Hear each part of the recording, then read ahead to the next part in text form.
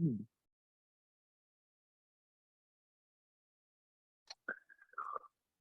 Okay. Hello, everybody. So welcome back or welcome to your first mental health webinar thingamajiggy. Today we have a special guest. Kate Cataldo is a nurse, hospice educator, artist in New York, though I think you might be moving to LA maybe. Next month. Yeah. So Kate's going to join us for this conversation. Big topic today. And Kate, I'll cut to you in a moment, but let me just say a few more things if I might. Stock reminders for those of you who've been here, but these conversations are meant to be informal, helpful, but also very open.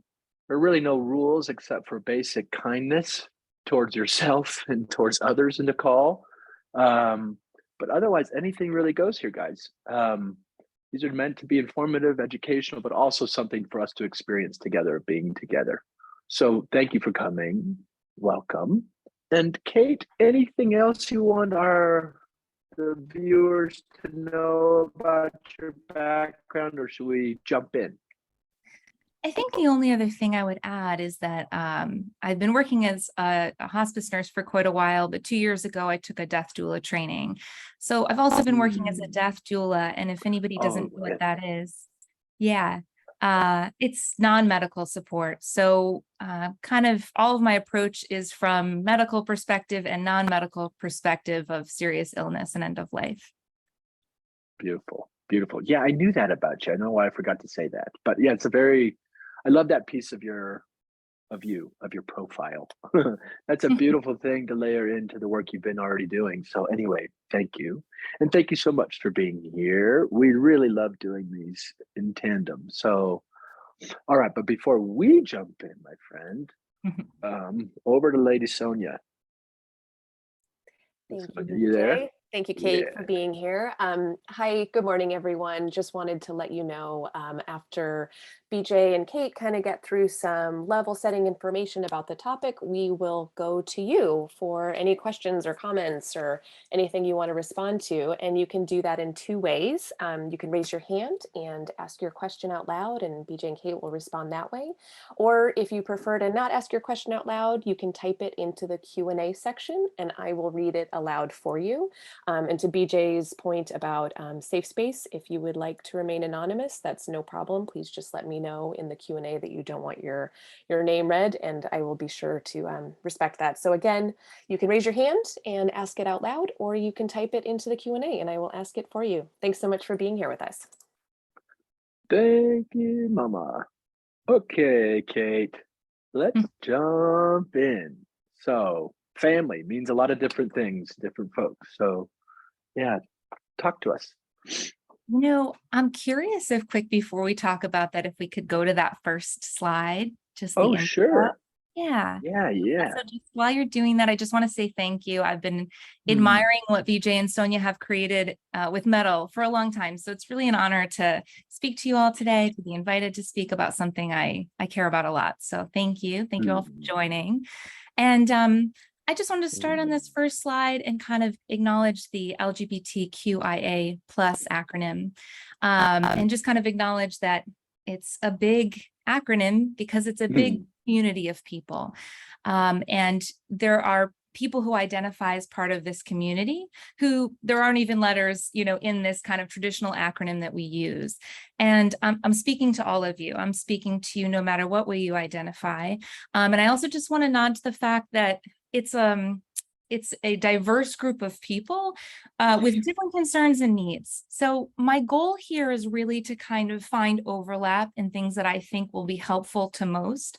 But no matter how you identify, I just want you to feel comfortable asking your own personal questions at the end in the Q&A so we can go a little bit deeper with whatever your concerns in, and BJ and myself can weigh in. So beautiful. Yeah. Hey, Kate, maybe for some of the folks on the call who just may be dipping into this community for the first time, maybe could you tell us could you spell out the acronym for us? Of course. So the one that we're looking at on the screen stands for lesbian, gay, bisexual, transgender. Q is either queer or questioning, intersex, asexual, and then the plus kind of encompasses a lot of other identities like two-spirit, non-binary, gender non-conforming, pansexual, to name a few. So Beautiful. yeah, Thank you. talking today both about sexual orientation and also gender and gender identity. Yeah. And Beautiful. for the purposes of this talk, I just want to say I'm going to shorten it a little to LGBTQ, just for the purposes of a little more ease in speaking for myself, but I am speaking to everybody. So Great. yeah, and Thank you. I'd like to move forward onto that slide if you don't. Yeah. One. Yeah. Yeah. So I wanted to start here because, and Sonia, I really love the paintings that you chose for like each of the slides. This is a good one.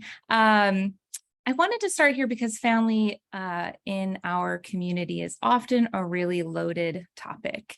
You know, I think at best, we have families of origin, blood family that loves us, accepts us, is curious about our life, you know, respects the things that we want to do with our life that are different or maybe not well understood by our family of origin. But I think that that's less of the norm. I think that's a little bit more of an exception. And I think for a lot of us, our at best is maybe love and acceptance, but not a lot of curiosity about, you know, what our lives actually look like or the value systems that we have in place. And of course, at worst, there's estrangement, judgment, discrimination, and really hard things in family of origin. And I want to acknowledge that on top of the fact that LGBTQ people are less likely to have children for a number of factors. So when we're talking about serious illness and end-of-life planning, I would say our culture as a whole kind of assumes a default of your family of origin just stepping in and providing caregiving, being able to step in and make decisions that are aligned, you know, with what you might want. And that might not be the case for many of us. And I also just want to nod to the fact, the beautiful concept of chosen family, which I probably don't have to explain too much to people on this call that identify as LGBTQ, but just to really say that out loud. Sometimes these people that, you know, we've come up with or communities we've come into that have navigated life and life that we've all navigated together kind of without a blueprint, people who understand. So it's really important to consider these people, how important they are, and figuring out ways to put things in place so that these people are, you know, kind of able to be by your side through the entirety of your life. Right. And it kind of presupposes that I think a lot of folks in the medical system, next of kin, it kind of presupposes blood relations. And to your point, that's not always where the actual community or closeness or intimacy is. It's not necessarily through the bloodline.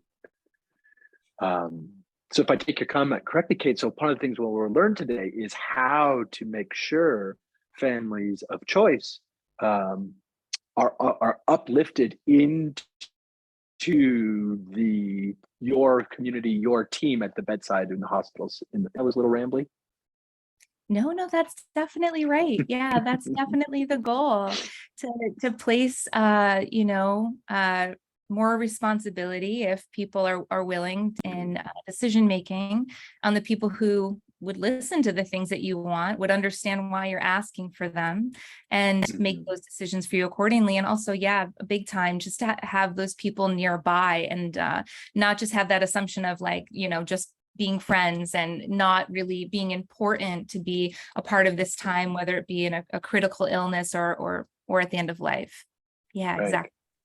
Yeah, so the presupposed pecking orders and structures of people's and families and friends of choice, that's not what the system presupposes as that sort of spheres of influence may not be accurate. And so we have to speak up. We have to stake this claim and let the healthcare know. And there are ways to do that, as we're about to learn. Yes, Okay. there are. Yeah, it's kind of about techniques to advocate for yourself to make sure those things can be in place, because they won't be assumed, or they're often not. Right. Yeah. And what you said leads us beautifully into this concept of talking about legal next of kin. Legal next of kin is a legal hierarchy determined state by state. What I will say is that in each state, I think it's pretty similar. And what that means is that if something happens to you and there's nobody around, like you went into a hospital, the medical providers will do a lot of work to find your legal next of kin, but it's based on this hierarchy. And so I would invite everybody, as we're talking through this, to kind of maybe determine for yourself, who your legal next of kin would be based on this hierarchy. So in general, and BJ, you can correct me if it's different in California. I'm in New York, but I think it's pretty same across the states, but it starts with a spouse, a legally married spouse. And that delineation is really important because a lot of people are married and consider themselves married spouses and maybe haven't done that legal piece. And the only reason why I bring it up here is because it does matter in these instances. So it would be a spouse. If you're unmarried, or that, if you're unmarried, the next person would be a parent.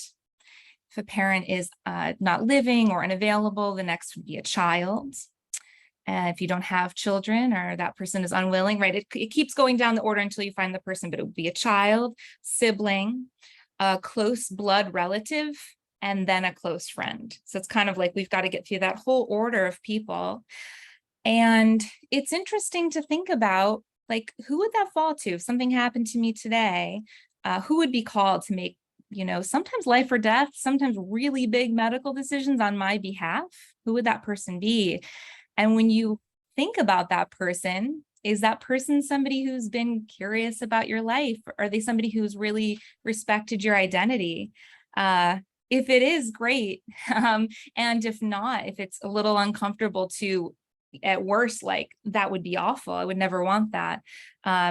Good to know. It's good information to have so you can make some other decisions. So, And one of the things, I'm sorry, Kate, did I just cut you off?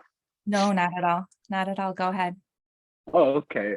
I was just reflecting as you're talking, there's a tip of an iceberg here in terms of the social history of what you're pointing, the political history of what you're pointing. Like, it kind of gets at one of the reasons for legally binding marriage has implications besides ceremonial, has implications for your health and your well-being and your tax status, et cetera, et cetera. So it is, rolled up in your comments, kind of also get at why some of the social movements and political movements are so important, not just symbolically important. So should I kick us to the next slide, my friend? Yeah, thanks for nodding to that. Absolutely. Yeah, the next slide is good. I love this triptych as well. I love this, these paintings, so beautiful. So we're going to talk about two kind of types of decision making that it's important to consider when pre-planning for any serious illness, chronic illness, or planning for the end of your life. And the first is something I think a lot of people are actually really familiar with, although you may not be, and that's okay. But you have the right in any state to appoint a surrogate healthcare decision maker on your behalf. So you don't have to leave it to that next of kin. If you decide that person is fine, fine, but you don't have to. You have power in this, an agency, and you can choose someone who you think that would listen to you and would make decisions on your behalf as you would. These things are called different things to state. In New York, it's called a healthcare proxy. I think sometimes called a health power of attorney. There's all sorts of names, but the main thing, like saying healthcare agent, we'll say. And if you can go to on my resources that we'll be sending out, there's a link for caringinfo.org. So it's really easy to just click on that, find your state, and get your state specific form. And it's actually pretty easy to appoint somebody. You do have to ask them and have them sign up. It's a responsibility that you're asking them, and you have to make sure they're okay with that. I would say the most important piece here, though, is whether you're comfortable with your legal next of kin or you're appointing an agent who you're more comfortable with, is you have to talk to them about what you want. You have to have a discussion with them. That's the biggest piece, because it is an ask, and it is a big ask. And if you kind of think about that person, in the event that you can't speak for yourself and you've asked somebody that you loved and cares about you, it's already emotional. It's already a lot. So equipping them with how to answer questions on your behalf and make decisions on your behalf is really, really important. Something else I was going to say there, and I just lost it. Well, while you're thinking, I can jump in. Yeah, please. Because I just want to kind of highlight what to pull out what I'm hearing you say, Kate, because it's really critical. Is like in that first slide, we were describing the default hierarchies, this next of kin ladder, essentially. That's the default setting. And I do believe it's the same in California as New York, but I don't know that for sure. But one way or another, these are default settings that you can upend with these forms officially by naming your healthcare proxy. That subverts or supersedes the presumed next of kin hierarchy. Am I hearing you right? Absolutely. Yes. And you kind of Great. led me to the thought that flew out of my brain right before. So I appreciate that. Yes, because the other point I want to make about that is you're absolutely right. And I think in order to best equip somebody who's going to make big decisions for us, one was the piece we have to have a conversation with them. Two, the other big piece is to consider here is that your family of origin, your blood family, might feel that they should have the authority to make decisions if something happens. So you will be doing like an extra step, if it's possible, is to let your family of origin know if you've appointed someone else.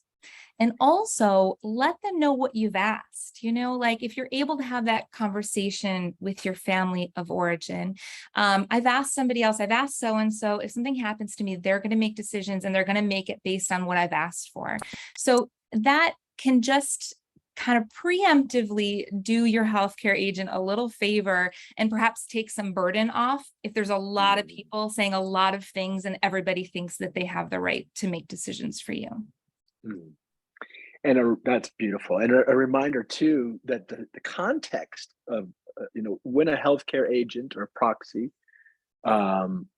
is sort of activated and asked to make decisions is only when you, the patient, the person, are unable to do so for yourself. So these forms, this hierarchy kicks in if you're unable to speak for yourself. As long as you're compos mentis and able to make your own decisions, well, then the healthcare proxies, et cetera, are maybe important in terms of your care, but are not consequential in terms of decision making. You have that power until you cannot make decisions, and that's when the proxy kicks in. And to your point too, Kate, it's an important note. I just want to highlight another thing you said, so key, is it can feel like an honor in a way, like, to be named someone's proxy. That implies a lot of trust, intimacy, knowing. So it's a little different from like an honor, though, because there's a real consequence to this person's role.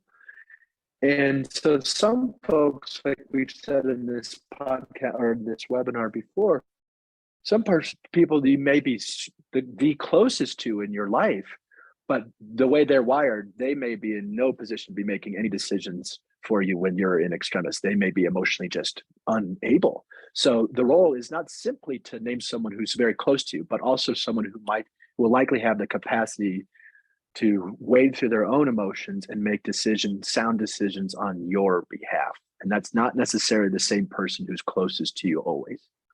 Do you agree with that statement, Kate?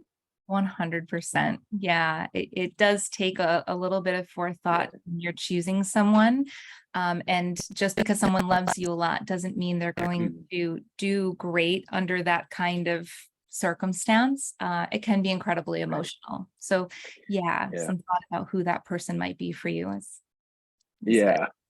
And the task again is that person is going to be asked to put themselves in your shoes and make decisions that you would want, not the projections of decisions that they might want for you.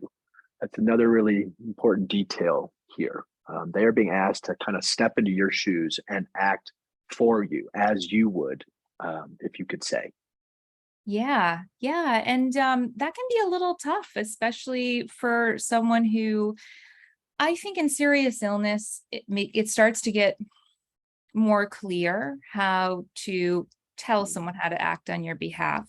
You have a little more information. But when you're well, it's equally as important, but it's difficult to think about all the scenarios. It's actually it's not difficult. It's impossible. You can't think about all of them. So these conversations, and I love talking about this. I could probably talk about this for half an hour, you know what I mean? So this is, I'll cut myself off after I say this, but a good way to approach this, if you're unsure of how to have these conversations, is just to sit first by yourself and even journal or just think on it. Like, what brings my personal life, meaning and joy?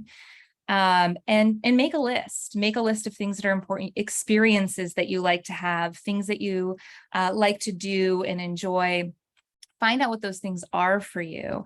And the more you can kind of nail that down and pass that along to a decision maker, who, if you can't speak for yourself, is going to be asked to make decisions on your behalf, as BJ mentioned, they can ask things, like, what are the chances that Kate would be able to do this thing that's really important to her, experience ice cream, or whatever. Like, I know it's a simple example, but like, it can help equip them with questions, and then the doctor can work with that, give them realistic answers, and they can think, what, I don't think that she would want this tube feeding, or I don't think that she would want this treatment that's going to prolong her life in a condition that doesn't really let her have a lot of those things that bring her personal life meaning. So you don't have to think through all the scenarios. You just kind of have to get in touch of what's bringing your own life meaning. Right. And you're pointing to something really, gosh, we could talk about this forever. Like, the role of the proxy is not somehow to magically go to medical school real quickly and understand all the details of these kinds of medical decisions. Rather, what needs to be imparted are the values of this person, the personality of this person, what's important to them. Just as you're saying, it's you're not being asked as a healthcare proxy to master technical medicine, but you're, as a proxy, relaying who this person is, and in conversation with the doctor, that colors the decision making about what procedures may help or hurt that goal of that person being themselves. So really what you're pointing to here is the transfer of personality or persona or values, not necessarily technical details about a procedure. That would be asking a lot of any healthcare proxy to somehow know those things, and that's not really the ask. Does that make sense to you too? Yeah, that's such a good way of putting it. It's like asking them, right, to just be operating from a value system rather than to have committed to memory, intubation, no intubation. And some of these bigger terms, you're just like, what does that even mean? So yeah, that's not the ask. You said it perfectly. Yeah, thanks. Okay, Mama, shall we move on with? Yeah. Okay. All right. So, I just want to take a moment here before I even talk about the content of the slide and this topic to say that you might be on this call and you might have not thought about things like this before. And I think that just maybe seeing the word funeral planning in terms of your own planning could be a little jarring. And I just want to acknowledge that and say, it might be overwhelming to hear things like me talking about certain things and, I haven't even considered those things yet. That's a lot to think about. And, just invite you, if you are feeling that way, to know that there are a lot of people to help support you through thinking about these kinds of things. I would probably say, any of the counselors at Mettle would be able to kind of help you think through these kind of things. Death doulas are really good at kind of sitting with people and helping just talk through mortality, talk about our own death. But death anxiety is a real thing. You don't have to navigate it by yourself. And the other thing is, I talk about this kind of stuff with patients, clients, friends, family, like anybody who will listen. I think it's important for anyone to think about. So this is not just talking about people who are looking at the end of their lives, maybe a little bit closer, more on the horizon. It's for everybody. And I think that when we think about our own mortality, it does some interesting things for our life. And it saves us later when time is more limited from having to work out logistics, when that time may be better used to have experiences and be with loved ones. So I know that's kind of a long preface, but I think it's a big topic. So with that, I just want to talk a little bit about, honoring your memory and legacy, and some important considerations for LGBTQ people inside of that. In most states, the state laws differ. So it's really hard to say one uniform statement, but I'm going to err on the side of caution, and also say that one of my links, the Funeral Consumer Alliance, is already linked to a list of states with their rules about designating a funeral agent. So you can look this up after easily. Most states, though, if you appoint a healthcare agent because you weren't comfy with that next of kin, or there was somebody maybe better to carry out your wishes for you, at the time of death, that healthcare proxy expires. It's really meant to be a decision making for someone who's living. And the default is that the legal next of kin, someone's legal next of kin, becomes the client of the funeral home, to which I don't really know all the state rules again, but I will say as a general rule, funeral homes are always involved from the time of death in different ways. So if we start to think about that for the LGBTQ community, there's a lot of vulnerabilities here, right? If your legal next of kin isn't somebody who has maybe respected your identity or seen your chosen family as more than friends who are not as important as blood relatives, or whatever the case may be, all of these ways of honoring and memorializing you will kind of be in their hands to decide. That means if there's a viewing of a body, how you'll be dressed. That means if there's an obituary, what pronouns are used, what name is used, what people are listed in the obituary as your people, as who's grieving you, who's important, all of those things, what's name is on a headstone. And these things, I think, are important to talk about because of legacy and how you will live on in the earth, when you're no longer on it. But also, if there is like discord and disagreement between your biologic family and your chosen family or your community of people, it can be traumatic for the community of people who loved you, saw you, knew you, and survived you to experience any of this, experiencing you being misgendered, experiencing like kind of being shut out of a memorial process. So in most states, you can designate a funeral agent. And this is just like designating a healthcare proxy. What it means is that funeral agent, there's a legal form you can search by your own state. I don't have like one site to go to, but if you just look up your state, and it's called a disposition of remains form. And this is where you can appoint a person. Again, important to have a conversation with that person with how this should all look, because it's another big responsibility. It's good to outline your wishes on paper. One little thing I'll say, though, is that no funeral agents are legally bound to carry out wishes that they can't financially cover, right? So financial planning should be to, if you want like a band or a really big party or something, like try to consider all of those things, like what would be the best way to manage, to memorialize you, but also there should be a little financial planning that goes into that too, just to take care of them and make sure that your wishes are carried out how you'd want. Yeah. Wow. These are really important notes. I often do not think around funeral planning when I'm having advanced planning conversations. It's such a good point. I remember when Sonia and Shoshana and I were working on our little book, we interviewed a bunch of folks and heard a few stories about people fitting your description whose family of origin was not in cahoots with the way this person was living their life or how they identified. And there was no decision maker stated for funeral planning. And so the funerals ended up feeling so divorced from who this person actually was to a way it could be very upsetting for the survivors. So it's not a small thing by any stretch. I'm so glad there's an official route to making it right. But of course, you have to actually fill out the forms and do this work. So thank you for the reminder for me too, as a provider, to remind people about this.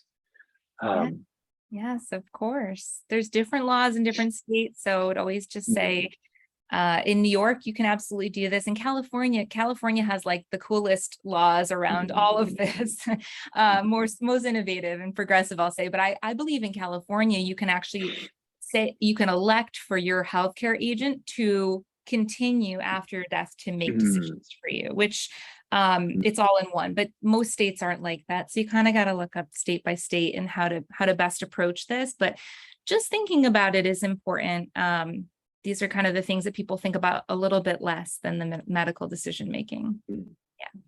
And to your own point, to your earlier point about medical decision making, yes, the forms are one thing, but ideally you're going to have these conversations with whomever you're naming as your agent for the funeral planning.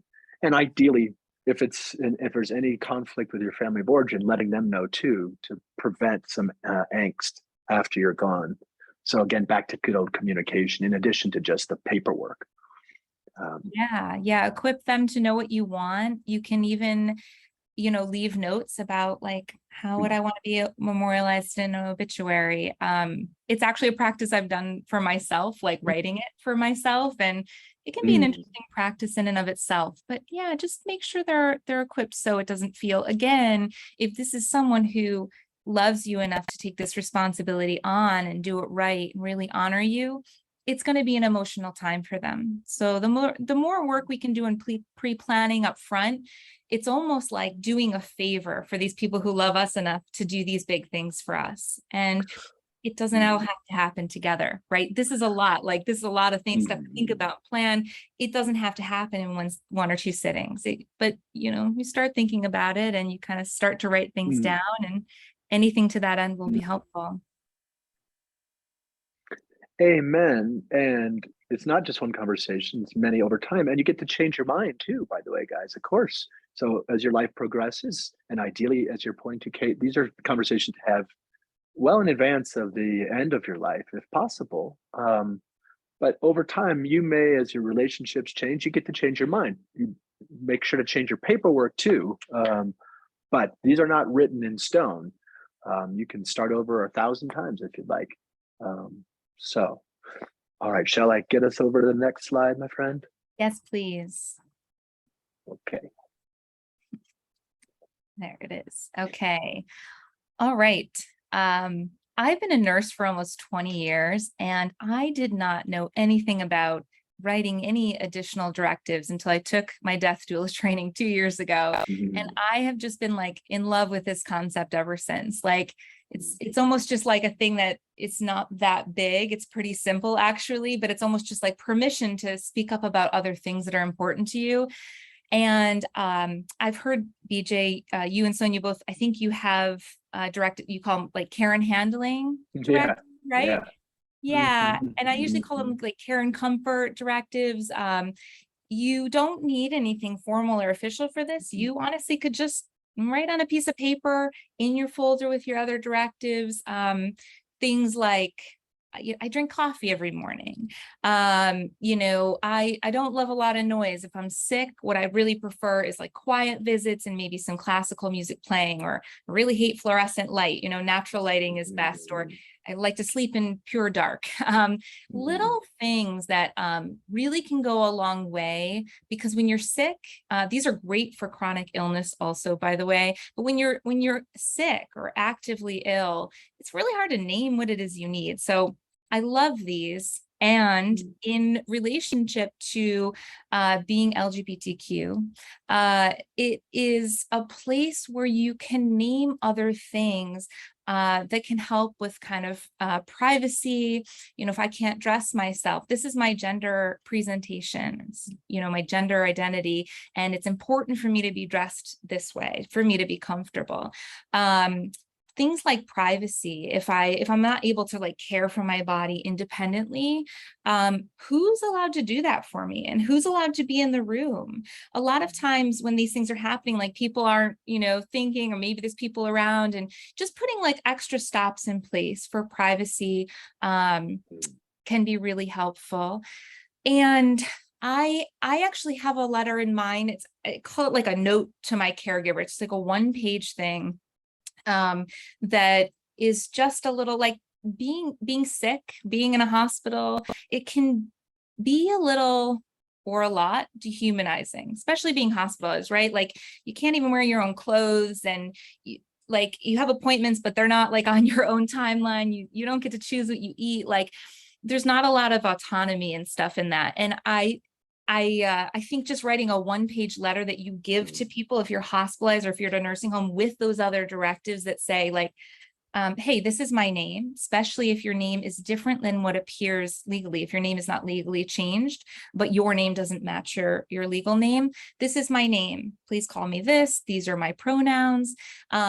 These are the people that are important to me, right? Just so like, these are the people that it's important for me to have around. And you can put some other things too, like this is who I am in the world, and just like little things like that to kind of help caregivers who might be caring for a lot of people just put a little few drops of humanity back into knowing who you are, and also respecting things that you don't have to keep asking for, right? That's not my name, or, you know, yeah.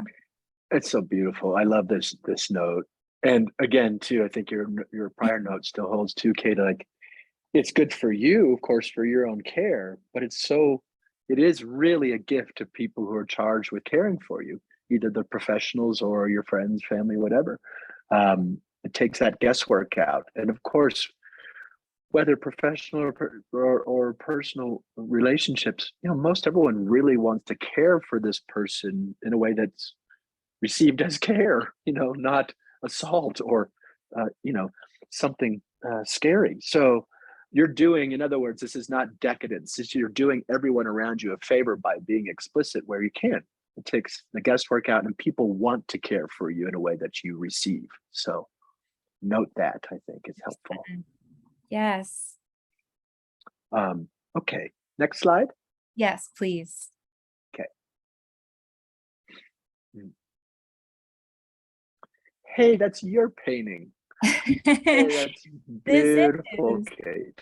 Thank you. This is my family. This is my wife and our kitten.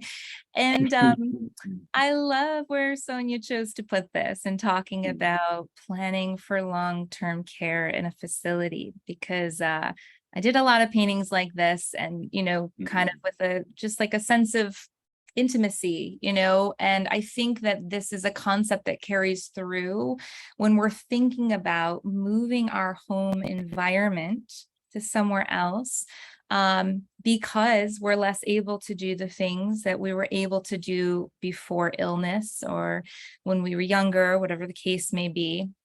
And there's that real feeling of like with caregiving, there's just like vulnerability. And intimacy, right? Like people kind of helping you in ways you didn't need help before. And so, yeah, there's a lot of vulnerability for a population of people who are already at baseline pretty vulnerable. A lot of really valid and legitimate safety concerns. You know, if I dress in a way that affirms my gender, is that going to be okay here? Will people continue to treat me well? Will I be taken care of? Will it be a comfortable environment for me? You know, a lot goes into this. Can I be out? You know, is that okay? Do I have to? There's a lot, sadly, and I hope this is on a trajectory of happening less and less, but people going back into the closet after being out for years because they don't feel like they're in an environment where they can be themselves and feel comfortable, not judged or safe. So I think the reason why I wanted to talk about planning, like a little preemptively, is there is some work that can be done to find places where you can be comfortable and safe. But it does take a little bit more kind of thought and work. The first thing I'll say is that, and this is linked in the resources, there's a really incredible agency called SAGE. They're headquartered here in New York. They are an advocacy services for LGBTQ elder. And they have this branch called Sage Care. And Sage Care creates trainings for agencies like hospice or home care agencies, nursing homes, assisted livings, and hospitals to train care providers how to provide culturally competent care. And you can search any agency, any hospital on this Sage Care website to see if their staff has taken the training, and also like what level of credentials. So like a platinum or gold would mean that somebody has, in that institution, a high percentage of their staff have completed cultural competency training.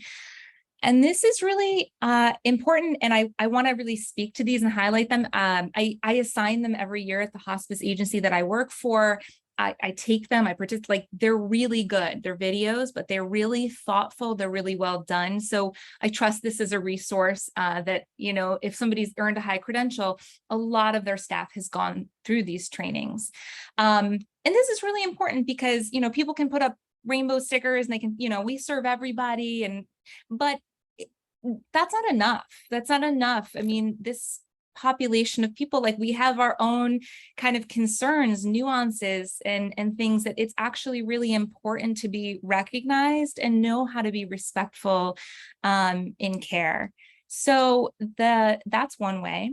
Another way is if long-term care is on your horizon, like in a nursing facility or something, to interview the places that you're thinking about and ask them things like, do you have other LGBTQ patients that live here?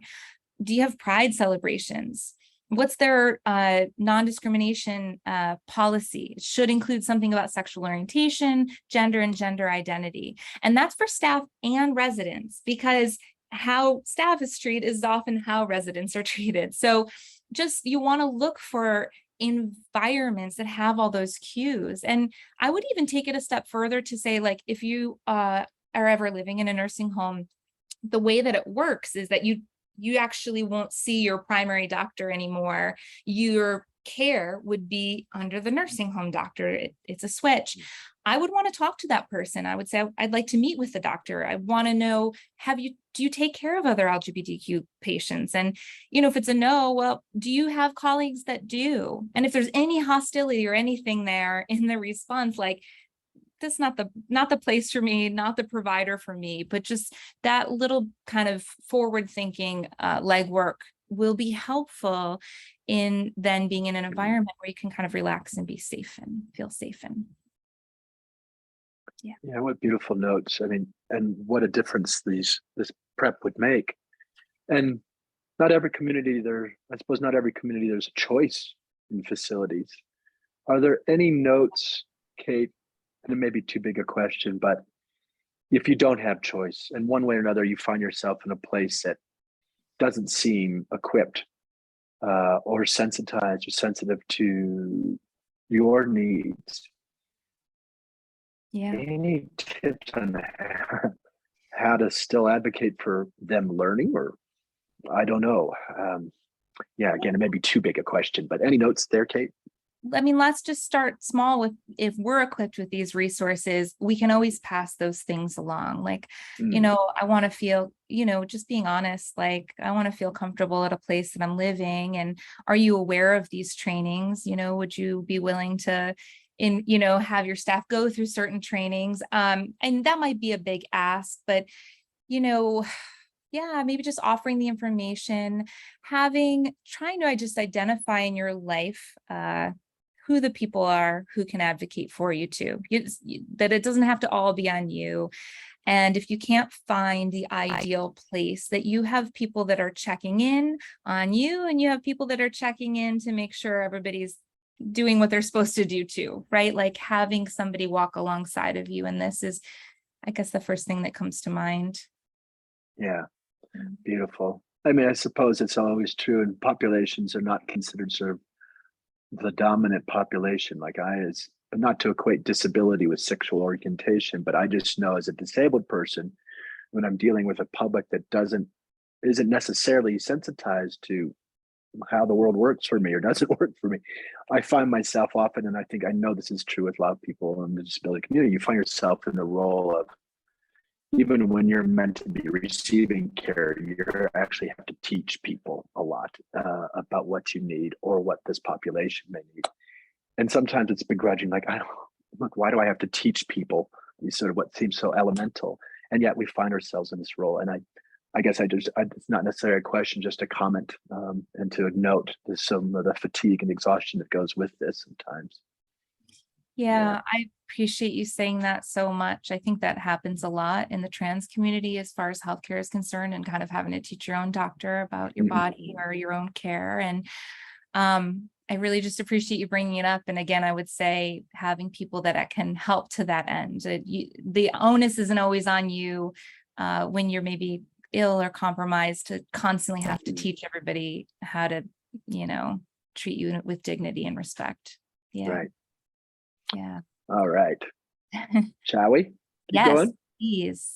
Yeah, I think I have like 3 more, and I see that I want to leave a little time for Q&A. So these are a little shorter, but this next side, thinking about dementia, dementia is also something that it's unlike death, it's not inevitable, but it is something that you can pre-plan for if you feel like you have a family history, or you have general fear around, cognition and memory loss.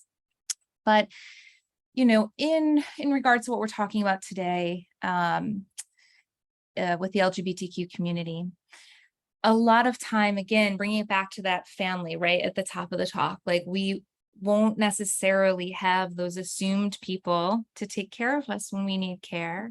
And so a lot of times that means having memory impairment in a facility, in an unfamiliar environment.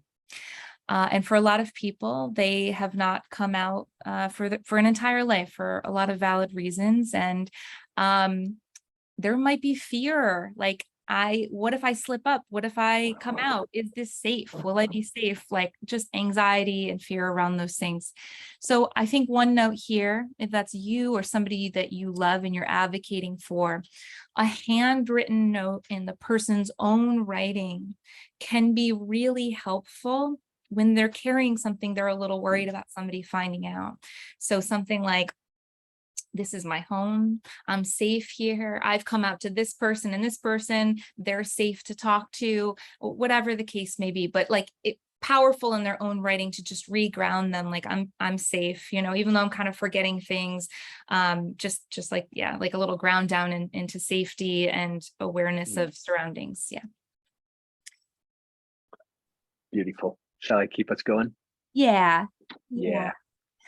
I realize that been chatting for a while. I want to leave time for some questions. It's so good, Kate. Everything this is all so helpful. And I think we're having some technical glitches. We can't even, apparently the Q&A button isn't even showing up or something anyway. Oh. So take your time. This is all very useful. So keep on going, my friend. Okay. So just a little note on this too. I just want to acknowledge that somebody may have lived their whole life, whether they are a minor with a terminal illness, like a person younger than 18, or a person that has lived an entire life, either end of the spectrum, without coming out. And I just first want to say, before we talk about coming out, that your identity is real and valid, no matter who you tell. It's not necessary. And if that's not something you feel like you want to tell anybody, it isn't necessary. If you do feel compelled to come out and you haven't, and in light of, I'm saying, like terminal illness or nearing the end of life, right? Like time feels shorter. A really a really good recommendation, I think, for this, because coming out is traumatic most of the time for everybody when you feel like you have all the time in the world and you're not thinking about the end of your life at all. But when time is a little more of the essence, like we have less time left in our lives, I actually think it's kind of unfair to expect somebody who wants to share their identity with somebody to have to feel everybody's reaction to it. It's hard enough when it's not the end of your life. And at the same time, it might be important to just want people to know who you are in full. So a recommendation here is another letter. But this is, you can write a letter at the end of your life detailing everything you want to share about yourself, one letter, multiple letters to multiple people. And then at the bottom of that letter, just saying, listen, I understand you might have a reaction to this. Please process through this with someone else, or take the time you need to process through it, and I'm available to talk after you've done that. And what this does is it allows the person to say what they want to say and to be seen without just giving them a buffer, right? And hopefully that person, because people are going to have reactions. They do. We maybe can't control it. They can't control it. So they have that on their own time. And then hopefully they can kind of come around and talk and embrace the person sooner than later. But yeah, that's just another recommendation. So good, Kate, and specific and helpful. Thank you. My pleasure. My pleasure. Let's just speak about the last slide. Yeah, so this last slide is just like, all right, I'm in a hospital, I'm in a, some sort of care facility. Let's use hospital, for example, but nursing home's pretty similar. And I'm not being treated well. I feel like I'm out and my care has changed. I feel like somebody's refusing to use my pronouns. They're refusing to let the people I love in the room, whatever the case may be. I guess I'm just throwing a couple examples out there, but you're not feeling respected, or you're not feeling safe, or you're just not feeling comfortable. I wish I had like just do this, this, and this, and it'll be fixed. And I don't have that one thing, but what I do have is to tell you that you have agency, you have the right to receive care that is caring. And I would just empower you or the people who are advocating on your behalf to ask to speak to, so in every nursing facility, in every hospital, there's a nurse manager for every floor, and there's a nurse supervisor. Like, ask to speak to one of those people, let them know what's going on, or just let them know that you'd like an assignment change. I want somebody else caring for me. Same thing is true with doctors. Sometimes we just think like, this doctor came in and so I have to deal with this. And in a lot of instances, you can ask for a different opinion. You can ask for a different doctor. You can ask, you know what I mean? So just feel empowered, I guess, to speak up about it, right? You don't have to just keep going in that environment where you're not feeling like you're getting good care. So there's also a lot of focus these days for a lot of reasons that we don't have time to get into today, but good reasons and a lot of reasons to focus on patient experience in hospitals and nursing homes are very focused on that. Like it is important to them, so much so that there's often patient experience representatives, like as a role, and you could talk to somebody like that too. And hopefully that would maybe affect change for other people, but at the very least, like, get me out of the situation I'm in now. It's, not going well. So do you have any thoughts on that, BJ? Well, I'm just thinking about who, like, these official roles. So a patient experience officer, like you're saying, these are increasingly commonly found in care settings. It may be an ombudsperson, maybe the word used, or it could be patient relations. It may be the office. Sometimes you might even call or request an ethics consultation. So these are the kind of, it's not completely standardized to say every clinic, every setting will have these roles, but that's the sort of array of people who would be in some position of authority to help and bring fairness and an open ear to the situation, who are trained to do so. So again, patient experience officer, ombudsperson, ethics team consultation, or patient relations. There may be other names too, but that's probably a very good start. Thank Yeah. you. Saying all of those, yes, the ethics yeah, there's almost always an ethics team, and social workers. There's social workers that are available, and that could be somebody to ask to speak with, Amen. Yeah, social workers are our favorite kind of go-to. When in doubt, ask a social worker. They do seem to have their finger in so many different directions. That's I don't know what that phrase means. They seem to have their hands across various lines. So they're medical, they got social. They're in a particularly well positioned. They are particularly well positioned, well poised to be helpful and to understand things that a lot of other clinicians might not. yes, So right on. 100%. Well, my friend, okay, we are almost at the hour. I don't know, with our little technical difficulties, whether we have any questions waiting. Sonia, what are you seeing? Well, let's, if anyone would like to raise your hand, and I'm realizing the Q&A button is not showing up. We're just having tech issues today. So if you want to type it into the chat, you have a question for Kate or BJ, please do so. But Kate, I was just wondering, what do you usually talk to people about who come to you through Constellation's Deathcare? It depends on what they are coming for. Some people, I kind of offer support with thinking about legacy and how to, in a nutshell, all of it's thinking on mortality, right? Thinking about the end of your life and thinking about what does it mean, and what do I want to pass on, and what do I want to kind of live beyond me. And so I do creative legacy projects with people, but I also do, because of my background in nursing, a lot of support around pre-planning and feeling prepared. So pre-planning for all of the stuff that we talked about are the two main things. And can we expect, or is this not quite so? Can we expect that anyone who's had death doula training will have had some exposure, some access to the issues we're discussing today, or not necessarily so? In terms of the pre-planning, or in terms of the population? More in terms of the population. I would say no, not necessarily, unless that's a lived experience for them, or unless they've sought out kind of additional training. I wouldn't assume it.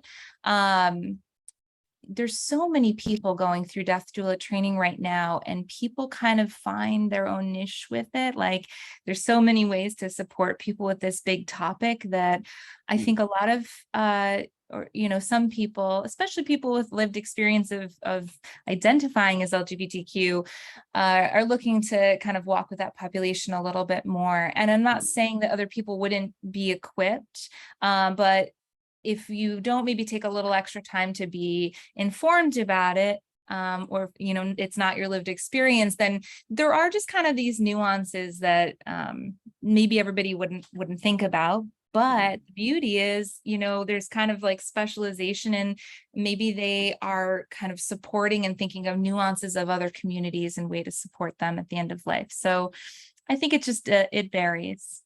Mm-hmm. Yeah. Well, beautiful. Man, I'm so right on time here. It was such a pleasure having you, Kate. These are, as you know, these are details and nuances that are hard to find. I mean, it's hard to know how to handle, and these systems issues are often well-meaning, but pretty ignorant, dumb, short-sighted. And there's a lot of growth to be done at the systems issues, at the systems level. And meanwhile, I don't think any of us should need to wait for healthcare to overhaul itself. You've given us a lot to think about how to advocate for ourselves as individuals and for people we love. So thank you so much, Kate. Such a pleasure being with you today. Thank you. Did what BJ said. Thank you so much, Kate. That was really wonderful information, and detailed, practical, super helpful. Thank you so much for being here. I'm so happy to share, and I'm so happy it'll be recorded all in one place. I've been looking forward to that. So it was so nice talking to you, BJ, and thank you for all your comments and thoughts. Thank you, Sonia, for the slides. Oh, Thank my you. pleasure. Thanks everyone for being here. Have a great weekend. Thank you all for We'll- joining. We'll see you in California soon, Kate. I Yeah, can't good wait. luck with the move. Thanks so much. All right, guys. Bye. Bye-bye, everybody.